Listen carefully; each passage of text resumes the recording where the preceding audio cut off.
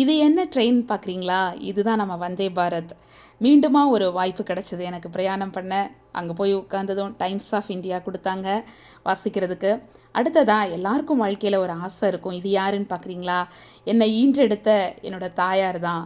இதில் வந்து பார்த்தீங்கன்னா, எங்க அம்மா வந்து விருதுநகரில் ஏறுனாங்க. நாங்க திருநெல்வேலியில ஏறினோம். பிரேக்ஃபாஸ்ட் குடுத்தாங்க.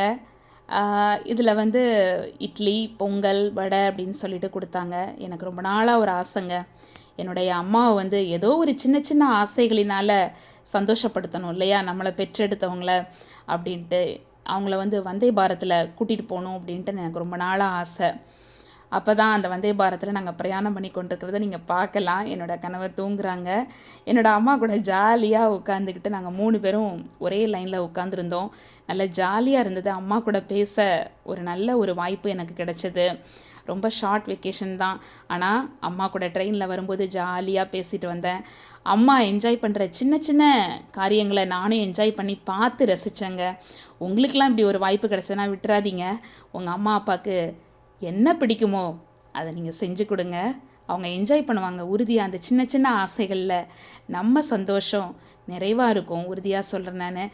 எங்கள் அம்மா ஐஸ்கிரீம் சாப்பிட்றது, எங்கள் அம்மா பிரேக்ஃபாஸ்ட் சாப்பிட்றது, லஞ்செல்லாம் ஓப்பன் பண்ணி சாப்பிட்றது எனக்கு ரொம்ப பிடிச்சிருந்தது. லஞ்சுக்கு வந்து தக்காளி சாதம், தயிர் சாதம் வெரைட்டியாக இருந்தது. அம்மா சாப்பிட்றத பார்த்தா எனக்கு ரொம்ப சிரிப்பாகவும் இருந்தது.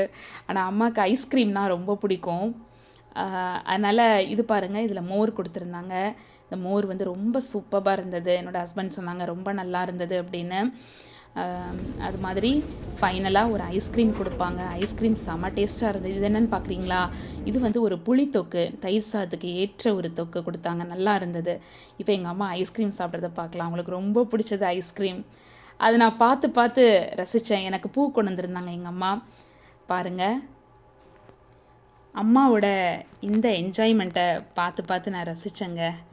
ரொம்ப சூப்பராக இருந்தது. நம்ம காலுக்கு கீழே வைக்கிற வாட்டர் பாட்டிலு இதெல்லாம் அம்மா பார்க்குறாங்க. அப்புறம் கொடுத்த ஓட்ஸ் பிஸ்கெட் அவங்களுக்கு ரொம்ப ஆச்சரியம். இவ்வளோ ஐட்டம்ஸ் வந்து வந்தே பாரத்தில் நமக்கு தருவாங்களா அப்படின்னு. ஈவன் தோ நம்ம மணி பே பண்ணுறோங்க, ஆனால் வந்து 300 ருப்பீஸ்க்கு வந்து அது பக்கா ஒர்த்தாக இருந்தது. உண்மையாக சொல்லப்போனால் நம்ம செய்கிற சின்ன சின்ன செலவுகளில் கூட நிறைய சந்தோஷம் இருக்குது, பெரிய சந்தோஷம் இருக்குது அப்படின்றத என்னால் உறுதியாக சொல்ல முடியும். ஏன்னா நம்ம பிடிச்சவங்களோட நம்ம உட்காந்து ட்ராவல் பண்ணி பல காரியங்களை பகிர்ந்து கொள்ளக்கூடிய ஒரு தருணம் தான் அந்த நேரங்க. அது ஒண்டர்ஃபுல்லான ஒரு டைமு. அதுலேயும் அம்மா கூட பேசிக்கிட்டே ரொம்ப லாங் டைமாக நம்ம வந்து தாயாரை விட்டு நம்ம பிரிஞ்சிருக்கிறோம். ஆனால் அவங்க கூட சேர்ந்து நம்ம ஜாலியாக வரும் பொழுது அதில் இருக்கிற ஒரு சந்தோஷமே தனி ஒரு சந்தோஷம். இன்னொன்று எனக்கு மனசில் பிடிச்சிருந்தது, எங்கள் அம்மாவுக்கு பிடிச்சதை நான் செஞ்சுட்டேன் அப்படின்ற ஒரு பெரிய சந்தோஷம். அந்த சின்ன சின்ன அவங்க ஐஸ்கிரீம் சாப்பிட்றது, அதை ஓப்பன் பண்ணுறது பாருங்களேன், அவங்க எவ்வளோ ஒரு க்யூரியஸாக அதை ஓப்பன் பண்ணி பார்க்குறாங்கன்னு. கண்டிப்பாக சொல்கிறேன், உங்களுக்கு அம்மா அப்பா இருப்பாங்கன்னா அவங்களுக்கு பிடிச்ச சின்ன சின்ன ஆசைகளை நீங்களும் வந்து அவங்களுக்கு செய்து கொடுத்து அதை நீங்களும் ரசித்து என்ஜாய் பண்ணி பாருங்கள். ஒருவேளை என்ன மாதிரி கேரக்டரில் நீங்கள் இருப்பீங்கன்னா கண்டிப்பாக நீங்கள் என்ஜாய் பண்ணுவீங்க. இது ஒரு சின்ன ஆசை, இது என்ன பெரிய இதுவா அப்படின்னு நீங்கள் நினைக்கலாம். பட் ஐ என்ஜாய்ட் அ லாட்ங்க. எங்கள் அம்மா வந்து எனக்கு வந்து ரொம்ப ரொம்ப பிடிக்கும். ஐ லவ் யூ அம்மா. பாய்.